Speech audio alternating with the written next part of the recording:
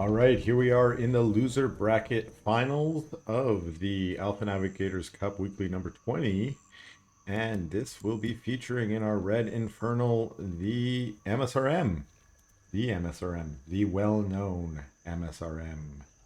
And his opponent will be in the Blue Infernal, Kel. Lots of Infernal versus Infernal today, and I am not complaining. Call me weird, but this is actually my favorite matchup. So, whoa, lots of Infernal versus Infernal. And of course, after this best of three, we will have another Infernal versus Infernal for the finals. As the winner of this series will take on Snockstar. Okay, and we see this little harass already going down again. The meat farm goes down, but the aggro of the shadow demons means some damage is already going to be dealt to it. We did see msrm do that to Theory in the last match to some great success, but now we got the split brute right away trying to get on top of that Hexen and cause her some problems, and she teleports home. These fiends are just like, I'm all the way out of here. Let's go find her. No, they go to the vision camp, don't see anything. And so it's Kel who's going to be aggressive here, it looks like, with these fiends. Trying to get last kills, or maybe trying to get a kill on a Gaunt, maybe?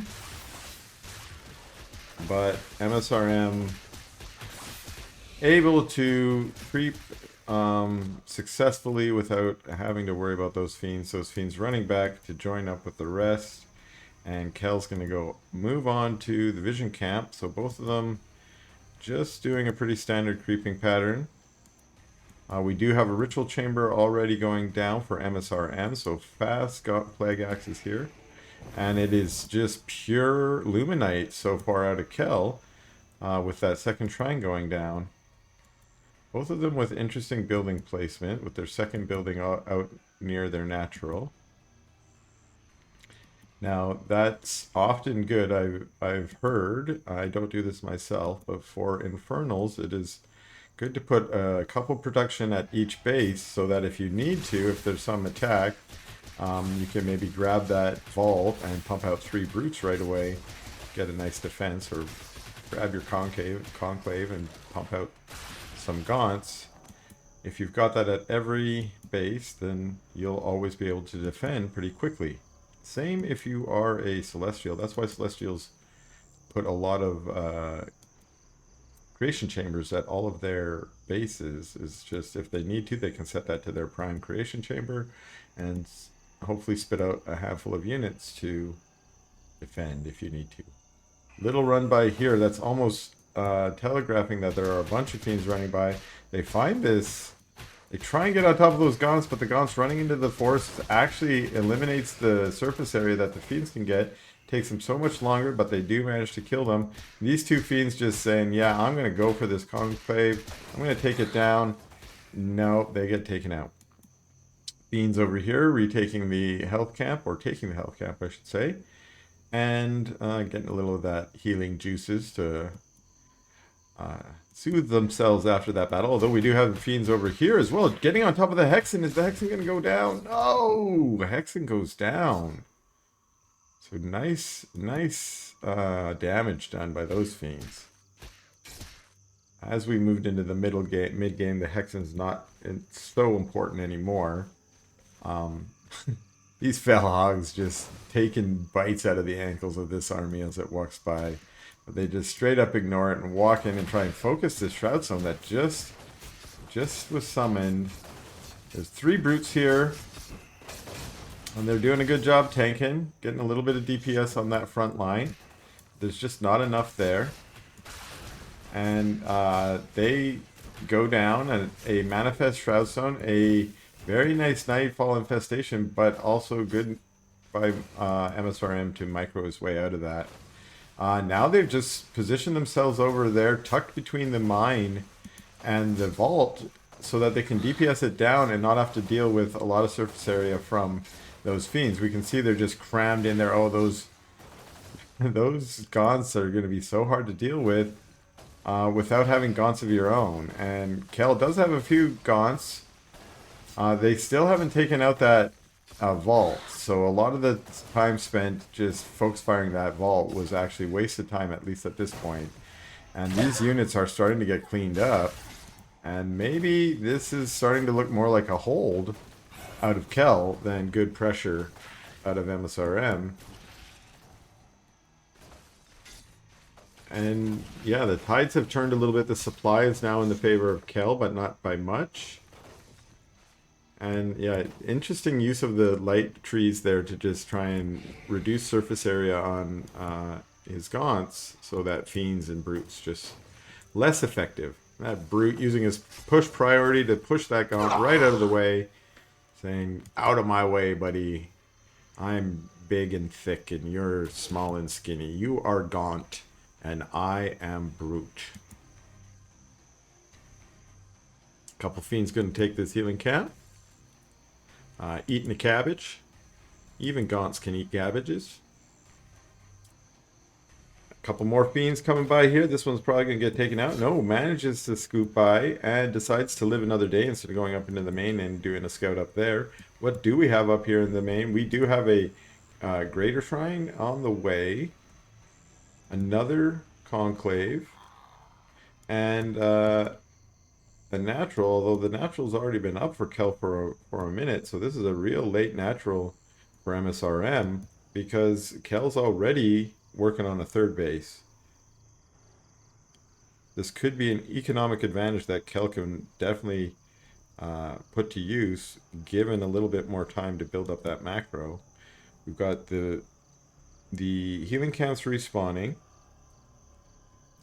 MSRM's two fiends here coming in, probably trying to scout out. I think MSRM really needs to macro up a little bit himself, or maybe what might be useful is to come and put some pressure on this third if he... those fiends ran by, but they didn't scout the third. Unfortunate. And this is another example of telling on yourself. So it's Kel who's telling on himself with these fiends at the third. But MSRM is sort of telling on himself by not scouting the third. By not scouting the third, he's saying, I'm not putting my third down, so I don't need to scout your third yet. And unfortunately, that was missing out. So again, scout timing. Might want to think about a regular scout timing so that you are not telling on yourself, and you're not missing in this case. So this base is now up. A couple imps sent to mine. And let's take a look. We got fully saturated here. We're at 11 and 7 here. And all new workers are being sent up to this new base. There's so many different strategies about main-arting your workers and so on. I noticed that some players do this where they'll just set all the waypoints there. I tend to have my waypoints set locally, and then I try and transfer workers. I don't know how efficient that is because I'll often have a bunch of workers doing stuff they shouldn't be. I've also noticed on Theory's play. Wait a second, there's a run by here. Fiends on fiends, and these fiends are going to try and take out this space that's now going down. Now remember, Kel's base is already up in mining. And again, lots of damage done to that shrine, so even if it remains there as these fiends get chased away, just have to wait a little bit, come back and do it again, and eventually that shrine's going to go down. So as mentioned, one thing I noticed out of Theory is he'll often set his waypoint to his ore, at least early game, and then transfer his workers from his ore to his natural when the natural comes up. That effectively is main-arting those workers while also maintaining his main luminite fully mined out, and also still allowing Ethereum to be mined after the natural comes up. So really interesting strategy. I might have tried and adopt that myself. I'm sure you have your own imp or bob strategy. You don't really have the same questions to answer if you're a celestial. You're just putting down arrays. It's questions you have to face there is more array versus prism, I think. Okay, now this army here, we've got the single mag to knock down the trees, and we got some weavers in the back. They're going to be good to deal with any tech. And like I said, that damage, it doesn't heal up, so this shrine goes down easy, and when they march out. Now, I think that's on cool. That ooh, great lashes. Amazing. This is great because as Kel wants to be able to march away and just do that damage for free, but instead that damage comes at the cost of 2 weavers and a mag. There's another weaver out on the map here that might get caught out. These Gaunts moving forward to try and shred those fiends, which they can do quite well. We probably need an effigy going down here. A nice Nightfall infestation. Another lash on a weaver. A lash going back the other way, but a little bit too late, I think. It's just all Gaunts.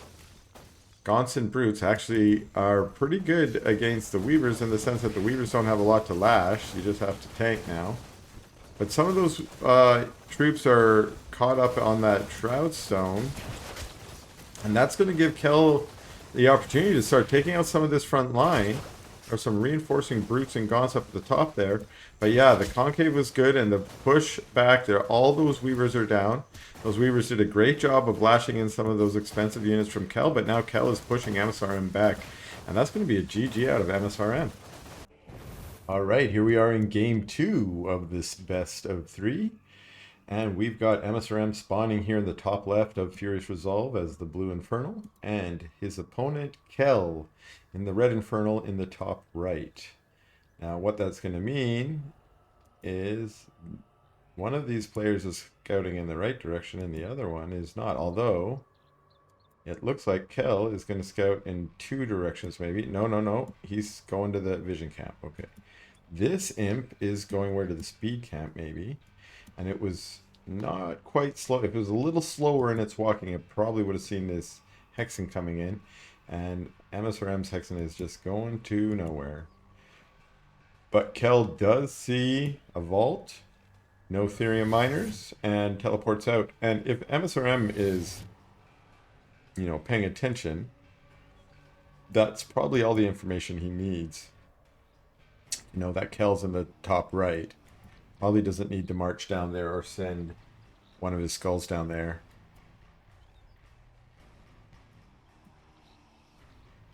Instead, he's just marching back to this speed camp where he had sent his farm, and there's a brute coming to visit.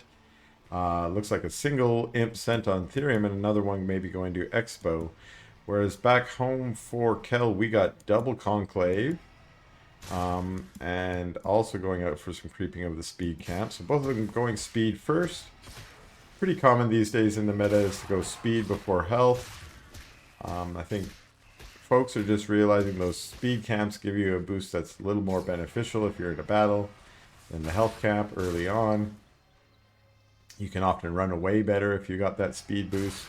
You can chase down units if you got that speed boost. And the health bonus is kind of slow. So, slow in its regen. It's better out of combat than in combat. You're not getting a lot of benefit from it. Unless you're standing right in that healing camp, then you're usually getting some pretty good benefit. And of course, it was even better back earlier in the early access. Those healing camps were pretty brutal if you ended up having to fight against someone sitting in a healing camp. So the vision camp being taken out here. We see MSRM going for the health camp instead, second. And maybe that's strategic too. This health camp is actually between the two of them and may become the point of contest. We do see Kel moving in this direction. Now is Kel going to try and... what is Kel trying to do? Maybe pressure. Maybe going straight to pressure. Now we have seen Kel do a Plague Axe timing before, I think. Was that in one of those earlier games? We see Plague Axe is almost finishing. And the units of MSRM are out of position here. Plague Axe is about to jump in the middle, right on top of this brute, actually right on top of those Gaunts. Exactly what they want to do. Shred 2 Gaunts immediately. There's 2 Fiends out. Already getting a benefit from those Plague Axes. Very nice job by MSRM to make a building to actually deny another Fiend. I really like that play. The building went down, of course, but... And now, ooh, getting on top of these other reinforcing units. This is a pretty dangerous and damaging timing. And now they're fighting right on top of the production. This can be dangerous too. The brutes coming back, they're actually pretty low and are likely going to go down. We've got some kiting out of Kel to try and just deal with that melee damage. And actually got in a nice position here. Might want to micro those other two gaunts, yeah. But they were actually tanking gaunts, I guess. And microed right around to take out the hexing. Is the hexing going to go down? Yes, and that brute goes down. And now they're just focus firing on the gaunts. The fiend's trying to run away. But this could be it right now, because now they're in the mineral line. We're going to start seeing imps turning into fiends. And yeah, they're focus firing those imps. There's one brute out that's taken some of the damage. The imps turn to fight. But again, that just makes them priority. You can just A-move into them if they're fighting, and they'll become targeted by your gaunts.